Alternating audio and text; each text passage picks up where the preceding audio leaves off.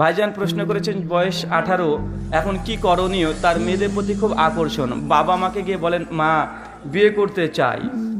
যদি বলে না বাবা তুই ছোট আছিস, বাবার জুতোটাকে নিবে, নিয়ে পায়ে দেবেন, আব্বা দেখো তোমার জুতোটা আমার পায়ে হয়।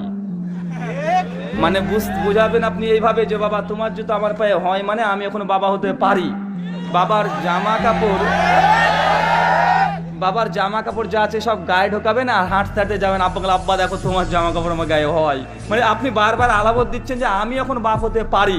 আর বাবাদেরও বলি যে যখন ছেলে মানে আপনার জুতো বাপের জুতো যখন ছেলের পায়ে লেগে যায় হয়ে যায়, সেই সময় বাপকে বোঝা উচিত যে আমার ব্যাটা এখন আর ব্যাটা নাই, এও এখন বাপ হতে চায়।